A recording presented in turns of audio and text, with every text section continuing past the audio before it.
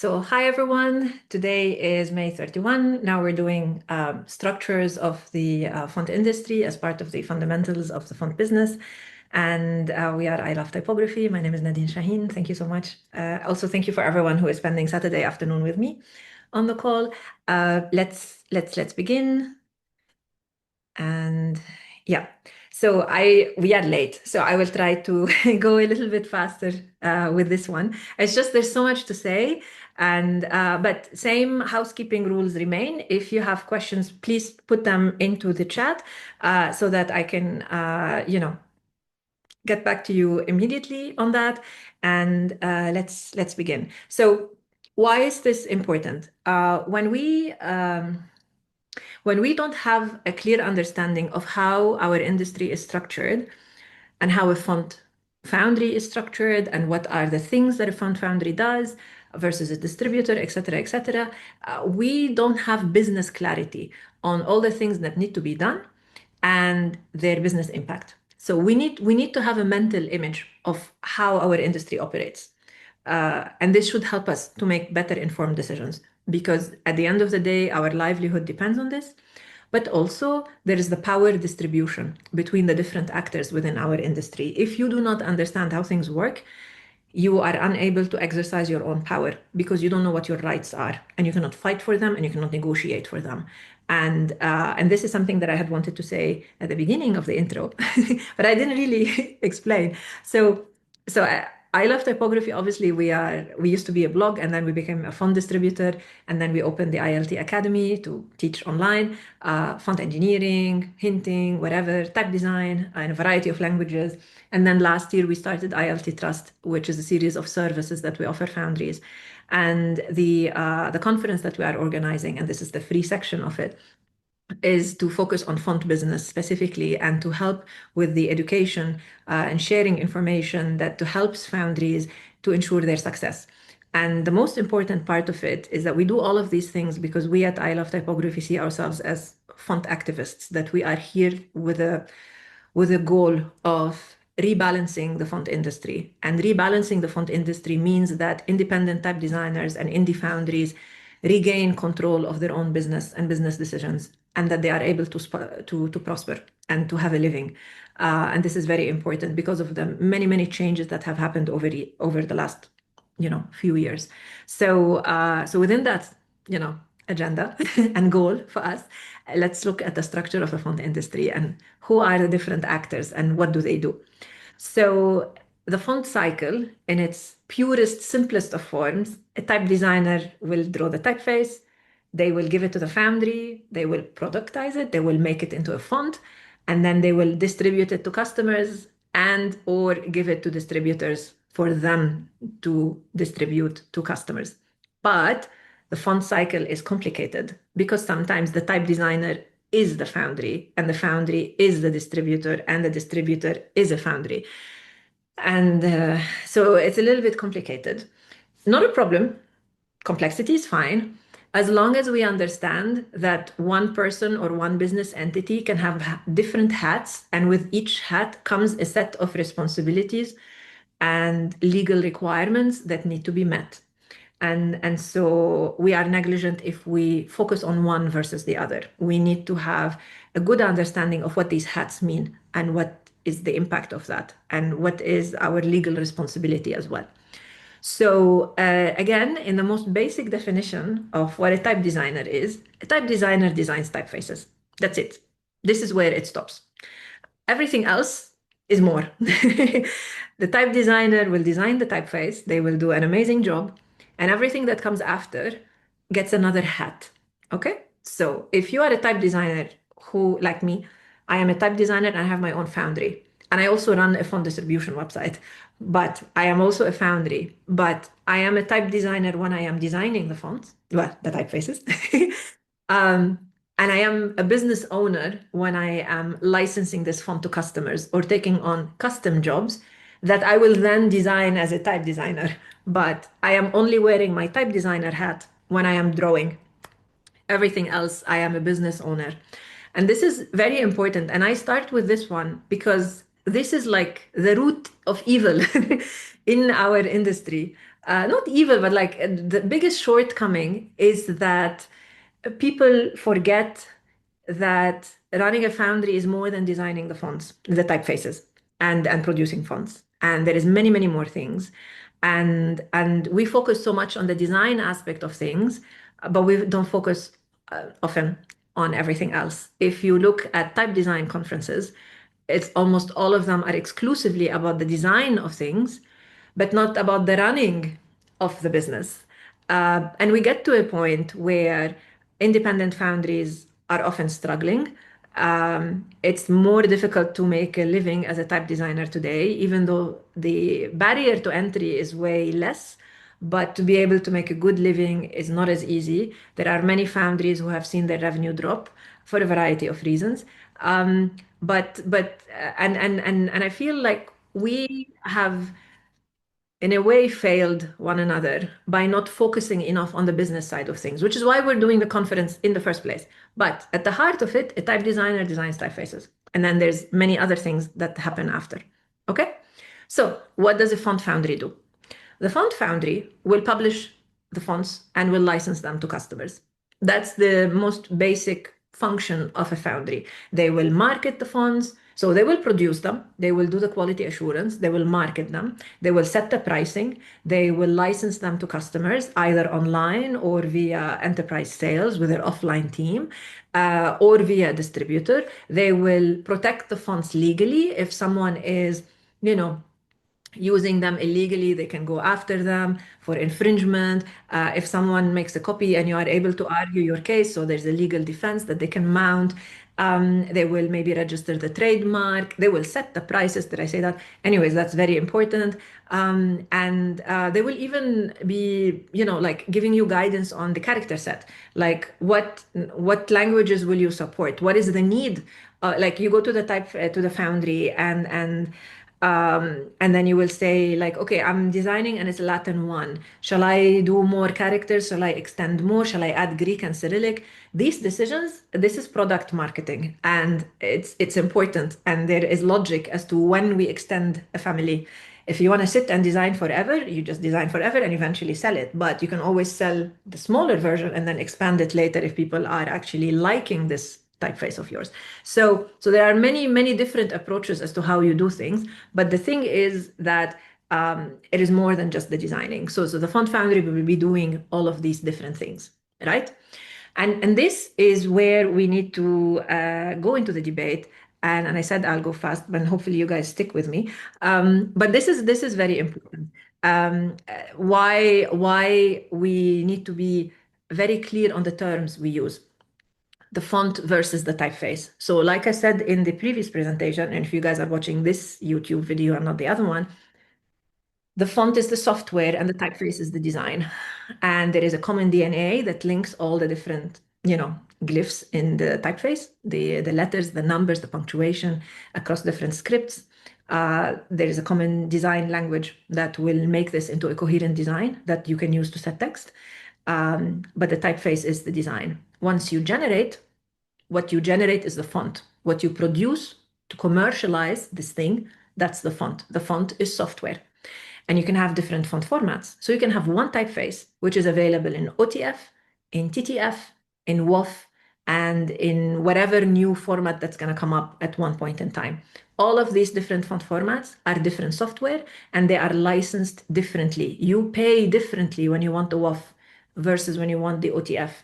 And in most cases, if you buy the OTF, you don't automatically get the TTF. So TTF is true type, OTF is PostScript. Flavors, both of them, of OpenType. And so this is a different thing. So this is why it's important that we focus and use our words very carefully. Like you will see, I also make mistakes because we talk so much about font. And in most non-professional settings, almost everyone will say font. They will not say typeface. And it's part of the problem, but it is what it is. But we need to, at least in our heads, be very clear about the concept of a font and the concept of a typeface, even if for the sake of simplicity, you use the word font instead of typeface in some cases. And so, because when you are designing the typeface, and when you are productizing, the product is the font. And this has legal implications as well. Like I said, you buy the OTF license, you do not automatically get TTF, and you don't have the rights to switch it to TTF on your own. So the font and the typeface are not the same thing, even when people are telling you, because we have de facto and de jure differences between font and typeface. So de facto means the situation on the ground. De jure means law. And someone is already asking something in the chat. I will get to it in a second. But the situation on the floor, on the ground, not on the floor. The situation on the ground is that when you go to license a font, you will get to pick the font format. So you are licensing a font, not a typeface. That's the first thing. Because, yeah, you have to pick OTF or TTF. Those are font formats. Those are not typefaces. So, and de jure, that's also the law. Because if you break the contract, the license is for a specific font format. And so that is the legal requirement is for that specific font format, and usually related to usage. But still, if you have an OTF that you have downloaded and you paid, the license for that, you cannot decide to go to some converter, switch it to TTF, and then use it on the desktop, even though your license is desktop. You are not allowed to do this. And so, because that one would be, well, you would be modifying the font, in which case you're not allowed. And even in the EULA, when you are listing the things you're not allowed to do, you're not allowed to change the design, but you're also not allowed to change the font. The font itself as software, you cannot touch, right? Usually the EULA will prohibit that. So we have clear distinctions in conceptions of what a font is and what a typeface is. And it's very good to keep that in mind. Also, because when we talk about rights, when you are talking with a distributor, usually you give them rights to the fonts to sell licenses to these specific fonts, but the typeface, those rights, usually you're not allowing. So you're not allowing them to make changes on the design. You to open up the font and generate another font to create even more software out of it. So it's a good thing to keep in mind those differences and what the rights are. Like I said in the other presentation, there are distributors now who are asking for rights on the typeface, which means that they want rights to be able to modify the typeface design itself, not just make another version of the font software. They actually want to be able to change the design. This is a very precious right. This is the most precious right you have as the copyright owner of that typeface. Be very careful when you give it and really understand what it means and get something in return for it. Yeah, because this is the most precious. Like for me, I'm a type designer. My typefaces, they're my babies. I don't want to give the rights to anyone. So not to change the design. So that's a really big right. And so you just have to be very careful. I would be okay a distributor making another font format out of the same typeface, out of the same font, but not changing the design. Yeah, but each foundry and each designer have their own views on these things, so up to you. But again, very important to keep in mind the differences between them. So how is a font foundry structured? So to do this, I actually had to remember, like when I joined Linotype in 2005, in my mind's eye, I had to go to like walk the corridors and remember who was sitting where and all the different departments just to be sure. Most foundries these days are very small. And we don't have many big foundries. I mean, Monotype bought everyone anyways, almost everyone. And so we don't have many big foundries. So most type designers are not familiar with the traditional setup of a font foundry. And so I thought it would be nice to just describe that structure. But I can see that there are some questions. So let me look at those questions before we... I have a spelling mistake. Yes. Okay. Thank you, Haran. So John says, I have found this a helpful way to think about it. A font is a specific implementation of a typeface. Yes, this is very true.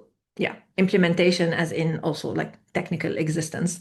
But yes, absolutely. And then de jure, I've spelled it wrong. And then a typeface is an idea. A font is a distributable tool. I wouldn't say tool, I would say software. But yes, the typeface is not just an idea, it's a manifestation. Like it has physical form. It has things you can describe. It's just the physical existence of it as digital thing is the software, is the font. And then there's a question from Mara. Are there cases where giving away the right to modify the typeface makes sense? One case I can see for this maybe with Libra fonts, but otherwise, what would inform this decision? With Libra fonts, that's the like you can decide to let people make modifications of your typeface. So that would be you are more interested in the public good and you don't care so much if someone makes changes on your design. So you're a little bit less precious about keeping it to you, which is how I would be. But not a problem. I also have typefaces that are Libra. So yeah. But um, I honestly can't think of a good reason why you would want to give that right away because you're giving away your future business. If you have that right and a customer comes to the distributor and says, hey, we want to make a special version of this font, can we? The distributor will have to come to you as a foundry and say, please do this work for us. And it's paid work and you get paid custom time. And custom work is always very well paid, usually. Well, I mean, it's good income. So you get that work yourself. But if you give away that right, the distributor can go to anyone to make the modifications, or they have an internal team who can do these modifications. And so you lose out on the custom, which is a significant portion. A lot of clients want to modify fonts, like, hey, we want to make the ascenders shorter. Can we make it a little bit bolder? There's a lot of work in this. Why would you give that away? Why? The only reason that I see is an imbalance of power, where a distributor wants that right because they can take it, and you are too small to say no. Or you haven't read the contract in detail and you said yes. So I can't think of a good reason. If someone can think of a good reason why you would give modification rights to the design to a distributor, please put it in the chat because it's good to discuss. But I can't think. Yeah. Um, yeah, so Hrant is saying the no modification clause was essentially established by Monotype. Now it's standardized, but I personally find it culturally unethical. No modification. No, I mean, Linotype had no modification as well. That was before Linotype was bought by Monotype. I find it to be reasonable. Like, no one is supposed to be able to modify your own design, only you. Or you let them, if they ask you, then you can decide to give them the right. But they shouldn't have the right just as is, you know? At the end of the day, it's your own work. But there are different takes on this. So we can agree to disagree. So coming back to the foundry structure. So this is the one where I want to spend a little bit of time. So we start with the golden bit. So we will have a department in a foundry. We will have a department for type design, production, and quality assurance. Quality assurance is making sure the font works on a variety of standard software and in standard operating systems. You will test the web fonts as well. You will have your own set of documents with which you can test that the font is working, that the font linking is working. If you click bold in Word, the bold one shows up. So there's many different things that you would test. And of course, type design, you're designing the typefaces. Production is usually font engineering, hinting, and whatever else comes up. So that's one department. I'll come back as to why it's colored differently. We also have product marketing. Product marketing is the department that decides what kind of typefaces need to be designed and what is the character set of such a typeface. What are the specifications? How big is the family? Are we going to do a serif and sans serif? How many weights? How many styles? What is the language support? Are we going to put Greek, Cyrillic, Arabic, Hebrew, and Indic? A variety of Indic, like Devanagari, for example. Are we going to do condensed or extended? And if we're going to do all of these things, are we going to do all of them at the same time? Or do we roll them out in stages? So, and what are these stages? Like first we will do regular width and then maybe Latin, Pan-European, so you have not just Western Europe, you have a little bit more of the Central European as well. And you get Greek and Cyrillic so that at least you cover, for example, EU. And then, of course, the US and what else are automatically part of that. And then maybe later on, then you do condensed and extended, or maybe you don't even do extended. So all of these things are things that product marketing decides. And they decide also, like you have different ideas, and then you sit and you say, okay, well, we are selling this one, we need to maybe do more of this. Or, for example, we have a weakness in our library, we don't have enough script typefaces. Let's do more script.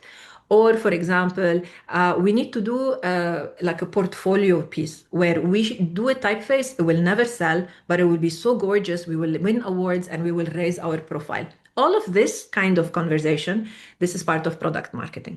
Okay. So sales marketing, PR, and social media are, they don't have to sit in the same department, but like when I was at Linotype, there was no social media. Sales marketing is like when you design brochures, when you decide to participate in a fair. I used to do sales marketing, for example, for Linotype for many years. Branding is part of sales marketing, except if they take it separately, then you also have branding. But you, for example, if you participate in a fair and you want to have a booth, if you want to place advertisement, if you want to do brochures, postcards, if you want to sponsor like a project or a book or whatever, a conference, all of this is sales marketing. PR is when you are discussing either directly with press or via a PR agency, interviews, articles in the press. You can issue press releases about a new, release that you have. You manage, basically get your story told. That's PR. And social media would be basically everything we do today by like posting to different social media channels and keeping them up to date. And what else? Like I said, when I was at Linotype, we didn't have social media. So this could be sitting separately, but it's something that needs to be done. And then we have e-commerce and online marketing. So those usually come together because there's a direct linkage between them. So e-commerce would be when you have your own website and people are able to come and license fonts directly from you. And then online marketing is things like Google Ads and other types of advertising, like Facebook advertising. It's linked with social media, obviously, when we go into that, like Facebook advertising, Instagram advertising, LinkedIn, like all of these social media platforms, they allow advertising. So that's part of online marketing, but also Google Ads, which is like one of the biggest places to spend when it comes to, trying to bring traffic onto your site. So, and the purpose of all of this is to bring traffic. So this is top funnel marketing for e-commerce for your own website so that people can come and discover what you do and license from you. So that's e-commerce. And then we also have enterprise sales or just sales. These would be people. And so they are directly offline conversation. Like obviously they write emails, but this is offline sales. So which means that this is not selling through a website. It's selling, maybe the request comes through the website, or an email, but basically they are discussing directly with customers like, hey, I want a license for 1 million page views and I want these and these weights. And then you send them a quotation, then they send the bill, and then they send the fonts, and they do all of these different things. So that's enterprise sales or just sales in general. And then you have customer support, and you can have customer support that's part of e-commerce, but also customer support that's related to sales. And it could be one department or two. It depends how big you are. Or you can have nothing and you just do all of these different things as one person. Yes. But in any case, customer support would be, I downloaded the fonts, but I can't see them. Like, yes, did you unzip the thing? Did you install it? Did you restart the software? Did you try to remove cache? The things that customers need help with. It's becoming less and less as customers get, you know, better acquainted with installing fonts. Like things are way, way easier now than they were 20 years ago. But still, you still have customer support that you need to do. And the bigger your enterprise, the bigger your company, your structure, the more customer support you will need to do. If you have good Q&A, so questions and answers on your website, that can help. But sometimes people just want to speak to a person. And so this is very important because it's the place where customers interact with you in person. So it's very important to think about customer support and how quickly you reply and the tone of voice you take and how you are uh, sorry, we have to accept. Whoop, there are people in the waiting list. Just one second. Admit all. Okay. So basically, it's very important because this is an immediate interaction with a customer. So customer support is one where you really need to be very well trained and you have a very good understanding of how you want to talk to people and how you want to present yourself. So all of these are like the different departments, but we also have the departments that sit around them. And they don't have to be departments, but like things that need to happen. So there's IT. Your computer has to work. You need to have software subscriptions, all of these different things. That's IT. HR, you have to get paid, you have to have contracts, you have to have a salary, you have to pay taxes on that salary, you have to maybe hire people. That's HR. Okay, so human resources. You also have legal. So these contracts, someone needs to write them. And then you're discussing custom type with a big client and you want to write a contract, that's legal as well. Someone is infringing on your IP and they're using the font illegally, you want to write them a cease and desist letter, that's also legal. And then there's finance. You want to balance your books, you want to pay your debts, you want to get paid, you want to pay your taxes, you want to collect VAT, you want to report VAT, and you want to pay the VAT. You also need to get registered for VAT if you fit the right criteria. So there's a lot of admin basically around these things. And some of it can be, and like actually a lot of it can be outsourced. So you don't have to have a lawyer on the payroll. Even finance, you can always have an accountant external come and do your accounts, and that's it. HR, you can manage, here and there. And with IT, like that is a bit hard to outsource, so you would take care of it yourself. But anyways, but these are functions that need to happen. And then of course, on top of it, there's management. And management is really the vision of where this foundry is going and how it will manage its relationships with vendors, with clients, with distributors, with other foundries, potential partners. Where do you want to go? How do you see yourself? Is the day-to-day running of the foundry, but it's also the vision as to where it needs to go. So this is important to keep in mind, and this is why we're spending so much time on this one, because given the structure of the font industry these days, a very large number of foundries are actually one-person foundry, like with mine. So mine, I'm just me. There's nobody else. I outsource production, and I manage everything else. Like I even do my own bookkeeping. It's only the company accounts that I outsource. So I report my own VAT, and it's easy in the UK, so it's not such a big difficulty. But I have to do all of these things myself, and this is it's not a bad thing that there's all of these different functions, but we need to be aware that these functions exist and that we are fulfilling all of these different functions.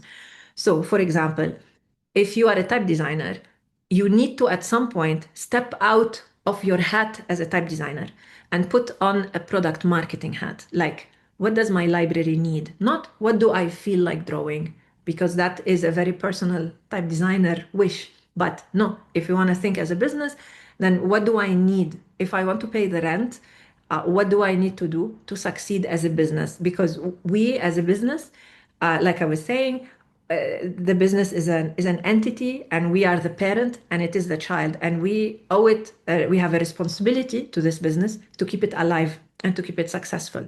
Also, this business will pay our rent, so we don't want to be homeless. So we want to be able to pay rent, to eat, to also have fun and play tennis. So we need to be able and if someone missed it, I said in the other presentation, I'm addicted to tennis. So that's why it comes as a very high priority for me personally. And so when we are a one person foundry or a foundry with like two or three people, usually they're all type designers. Maybe someone is doing font engineering, but they wish they were doing type design. When they are originally trained as a type designer, but someone has to do production, so they end up doing it. I've seen examples of that, but it's very important to keep in mind that we have different hats and different functions, and our wishes as a type designer are very important, but they are not the only thing. And so we need to think of, like I was saying, in product marketing, at what point do I release the fonts? At what point do I start marketing this family as a small thing? And then if it becomes successful, I can expand on it. And do I want to sponsor this magazine? Maybe I should do a little bit more PR, get published somewhere, do a couple of interviews, raise my profile. Am I answering customer requests quickly? What do they have to wait 2 days until I reply, or is it 2 hours? And how am I going after big clients? What is my strategy for getting jobs? Do I just sit at home and wait, or in my office, or do I actually have a plan? And same thing with my website. If I have a website, am I able to license fonts to customers directly on it? If yes, what is the user experience like? How am I bringing traffic? All of these different things are questions that are outlining our responsibilities to the Foundry as a business. So like I was going, that's why it's the big evil, that we sort of, it's good and it's not good. It's amazing that we can be a one-person Foundry, like I am. I love that. But at the same time, well, like when we go to conferences, almost everyone is in the golden square, the rectangle, right? Almost everyone we meet at type design conferences are coming from type design production, usually, most of them. And so it paints an incomplete picture that a foundry is doing type design. And if you look at the talks that are being given at conferences, most of them are usually in type design and production, maybe font technology, of course, but that fits within that same box as well. And and it sort of misses to discuss everything else, and it's very important. And it, like I said, like I was saying before, this is the reason why we end up with some foundries who can manage to get financing, ending up buying everybody else, because they can do the business right, and maybe not necessarily the type design. And that is an imbalance that we would need to correct.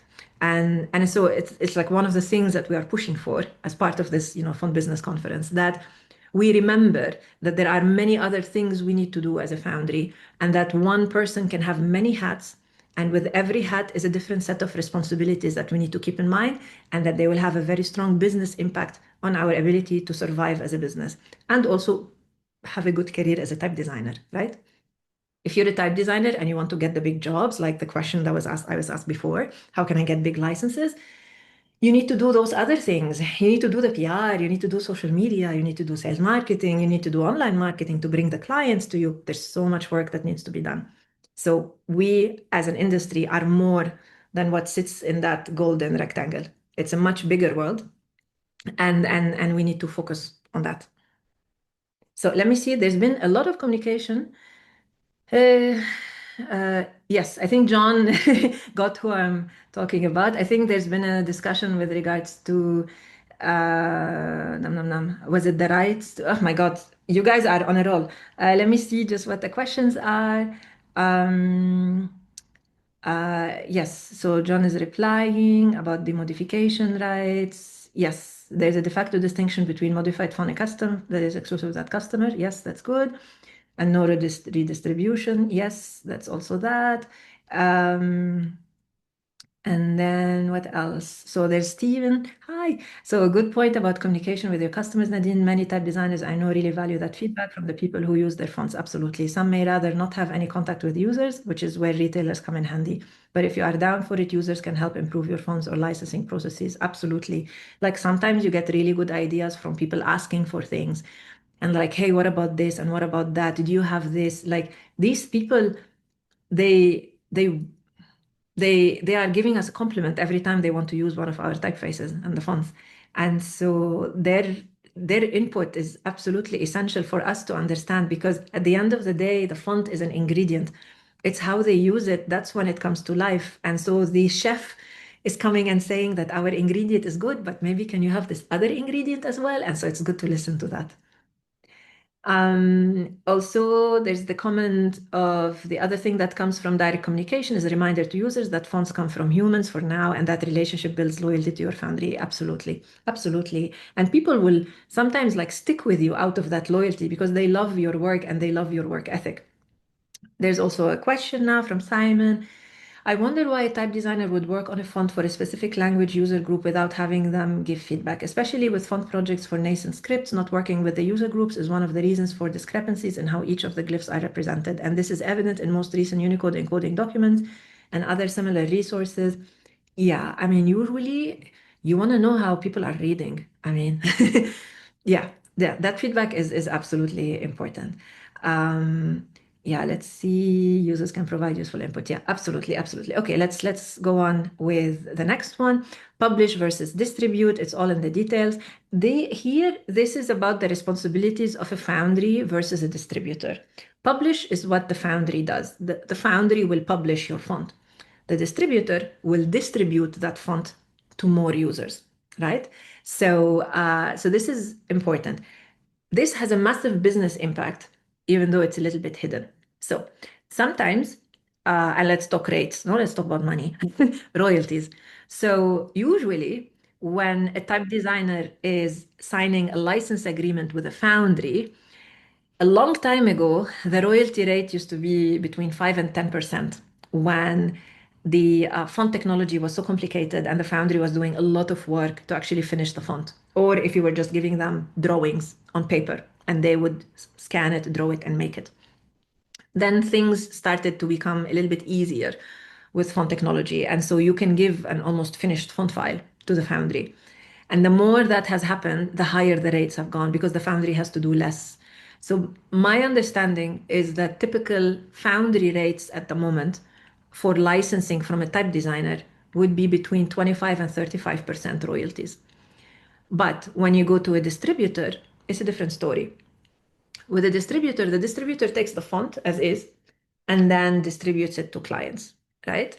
So in those cases, when it's a single sale, um, the most typical rate is 50%. You will have now foundries, distributors, sorry, that are paying 25%, which is not nice for the foundries, but the usual is 50-50 cut. The reason why I say this is important is because sometimes type designers forget the difference between publishing and distribution.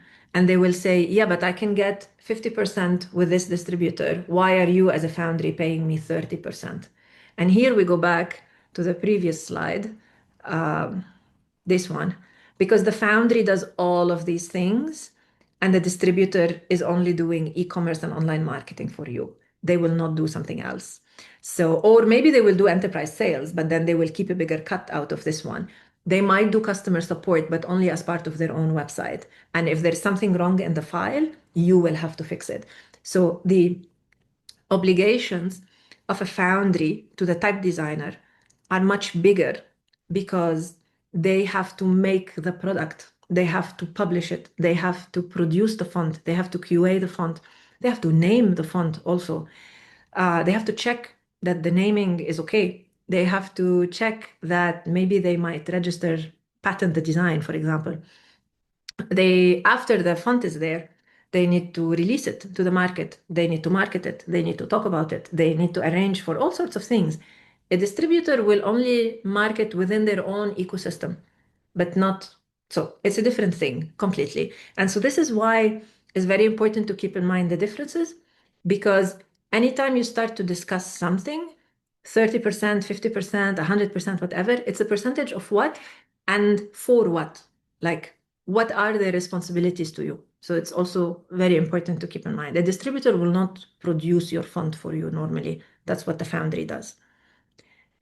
So what does the font distributor do? They might rent your font to people, they might resell them to customers, or they might find a way to embed them in specific software. So for example, Adobe is a distributor, and the model is more of an embedding, even though the fonts do not come pre-activated, but you can go through their software and activate them. So this is a little bit by embedding.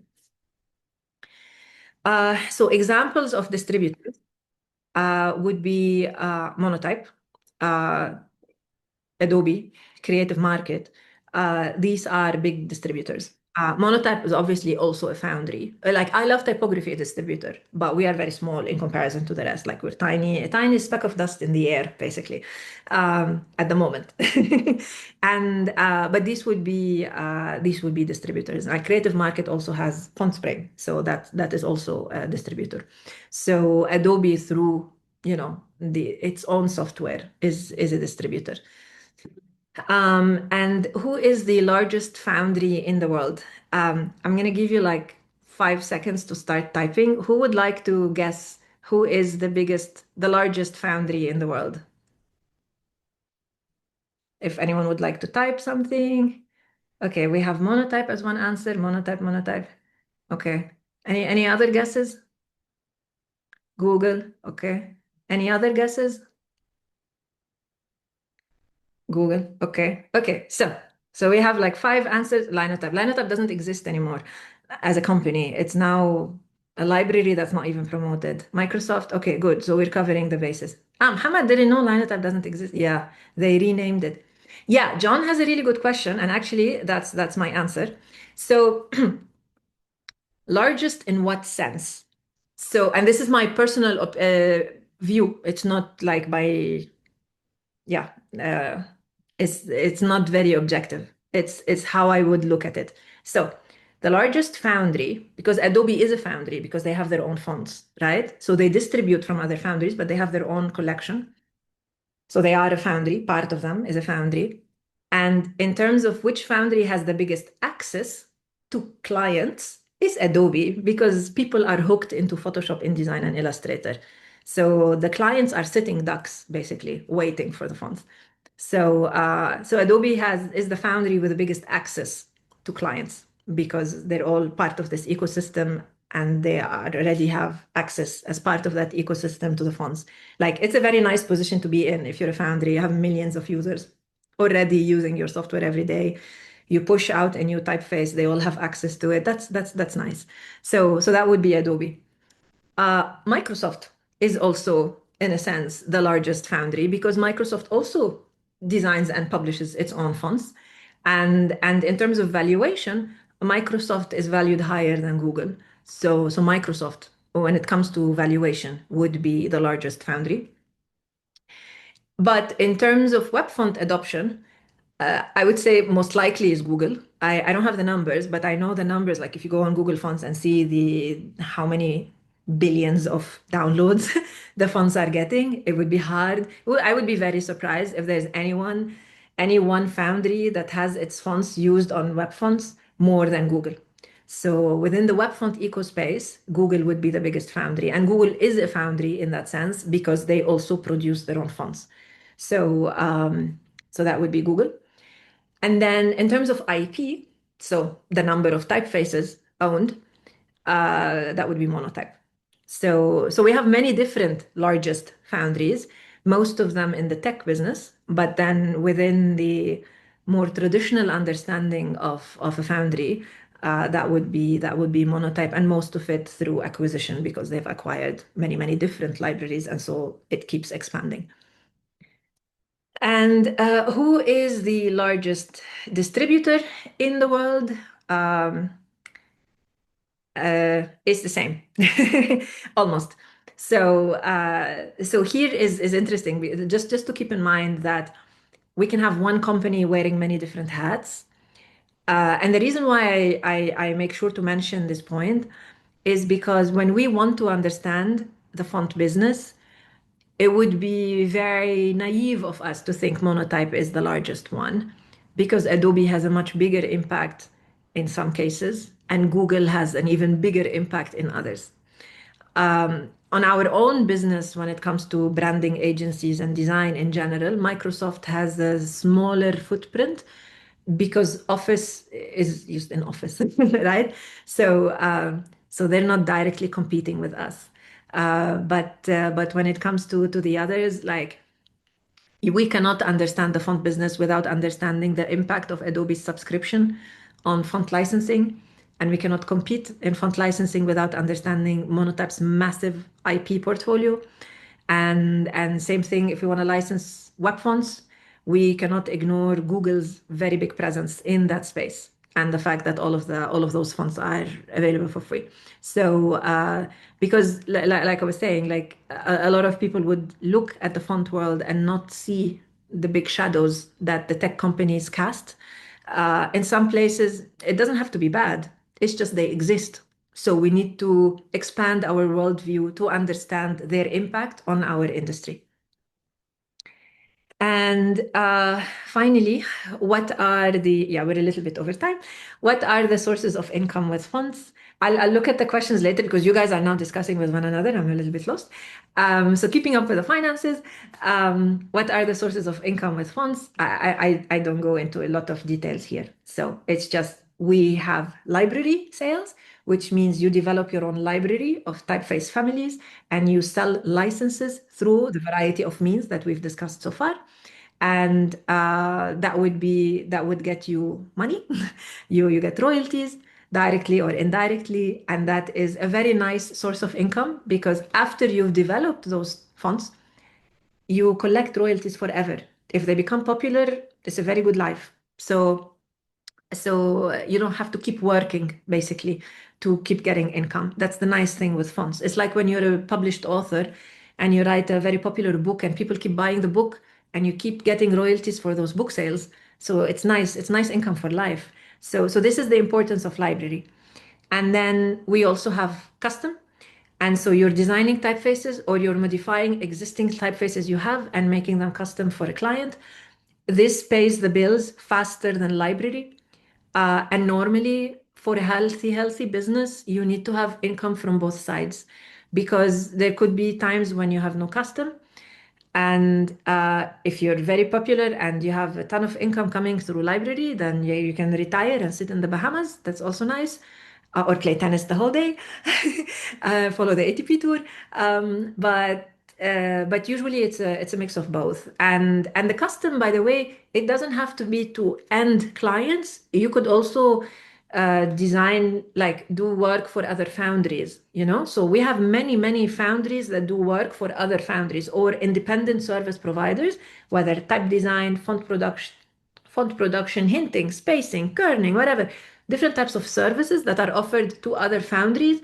And so you do that for custom or you do that for library. That is also a possibility. And so these would be, like I was saying, you can produce fonts, you do font engineering, you can do quality assurance, you can extend character sets, you can design, for example, other scripts that match something existing. So there's a whole variety of services and an ecosystem where your client is another foundry.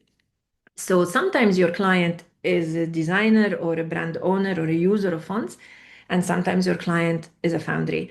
And so there are many different possibilities. And ideally, you would want to have a variety of different sources of income to make sure that if one dips, the other remains because you always want to be able to pay the rent. And the more you can have a steady stream of library, the better it is for you because that work, after the initial investment of time, that work keeps paying. And that is like the holy grail, no? Where it becomes very profitable at some point. It pays for itself and then it becomes pure profit and or like mostly profit. And but also custom is where you get the big profile, high profile projects and people start buzzing and you win awards and things. And usually they're better paid in an immediate sense because the project could be a few months, maximum a year, rarely more than that, and then you get paid. And usually it's good to get paid in the beginning and then over phases so that at least for a start you have something in the bank that you can count on. And same thing for services with foundries, you can decide on how you do your payments. But the most important thing, like I said, is to keep a good balance and diversify. That's the term we use. Diversify your income stream to make sure that you don't get caught dry. And that's it. And like I said on the other presentation, for the next few days, I will go in and edit it until end of day Tuesday. If you use the coupon font, you can get 50% off the registration for the Font Business Conference, which we are doing on June 14 and 15 of this year, which is 2025. In case you're watching this later, it's all gone. But yeah, so in the conference, we will be discussing like the business, not just the meanings of things and the structures of things, but actually how we go about deciding things. So we'll have like a pricing audit. How do we price? We'll be discussing different revenue model, pricing models, legalities, copyrights, the future of the font business from a different different types of perspectives and all of that. So I hope that you guys can join us. Let me take a look at the questions in case there is something still there. Um, yes, okay, so we have some questions.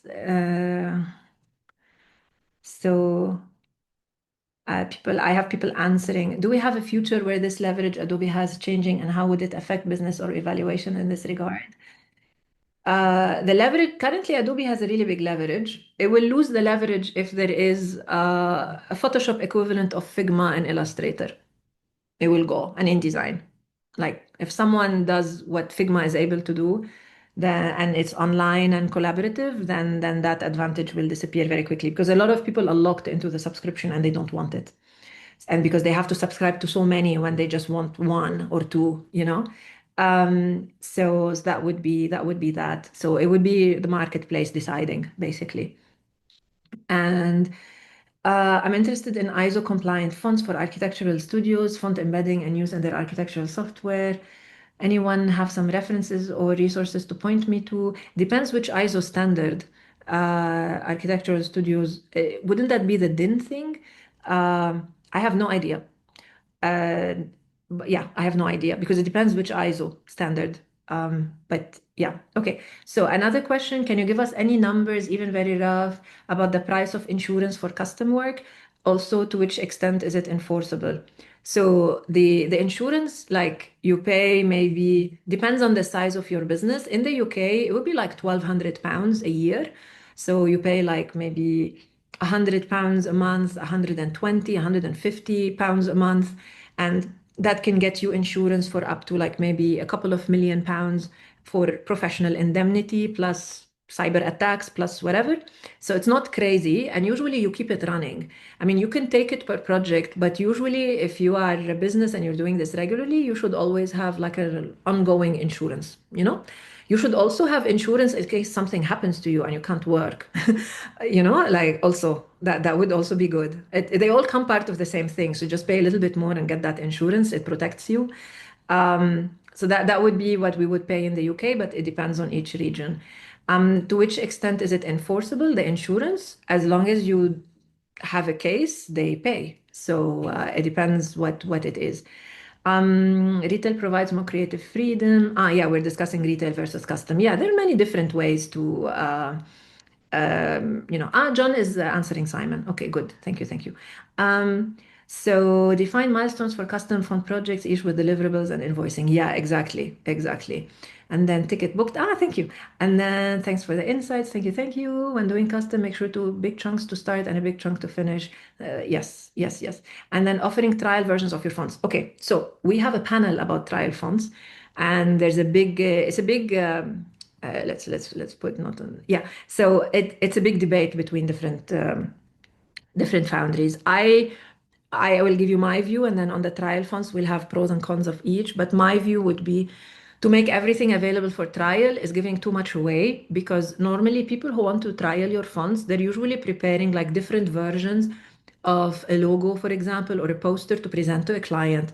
They are receiving payment for all these different versions. So they are deriving commercial value out of the work that they do, which is using your fonts.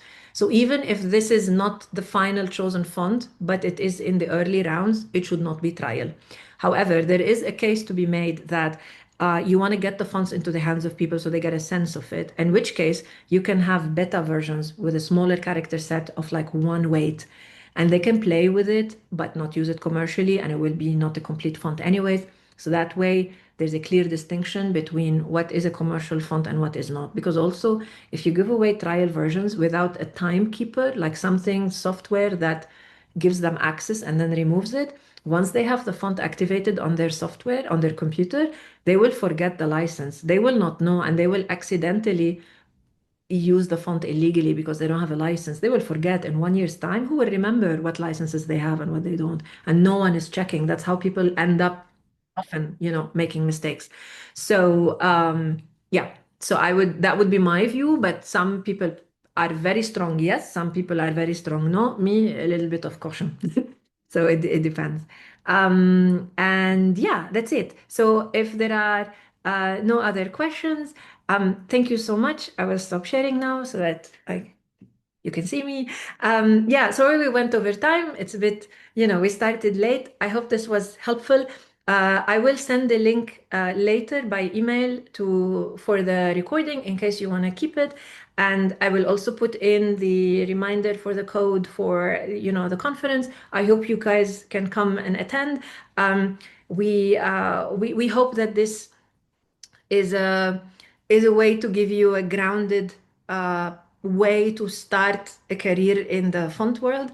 There is one thing that I always say to colleagues and friends, that if we leave the font industry in a worse shape than we received it, we will have failed as a community.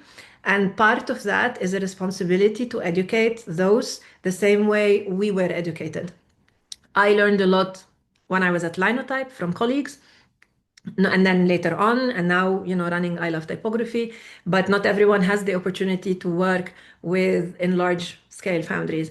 And I think we need to embrace that we are business owners, not just designers, and that we need to take care. The baby is not just the typeface; it's also the foundry, and that we owe it responsibility and loyalty, and that we need to look after it in every possible way to make sure that it is healthy, that it survives, and that people can discover our work and love what we do the same way we love it. So, if there's no more questions, people are saying thank you, thank you. I'm so glad you guys had fun. You haven't seen Charlie. Charlie, come, Habibi. No. Charlie is watching. Well, on my Instagram, you will see pictures of Charlie. She's been very well behaved. At some point, she was snoring. But anyways, thank you all so much. And like I said, I will be sending a link. And then if you come to the conference, maybe Charlie will show up. But yeah, the conference is June 14 and 15 online. I am speaking and then moderating. You will get tired of me. I will get tired of me. But I hope to see you there. And if not, just follow us on Twitter and Instagram. We will post when we have these things. Again, we regularly have seminars, sometimes free, sometimes not, about font business and other topics as well. Of course, we all still want to talk about design at the end of the day. But I hope to see you again one way or another. And thank you all. Is anyone still? No, everyone's just being nice. Thank you. Okay. So thank you and have a great weekend. Okay. Bye-bye.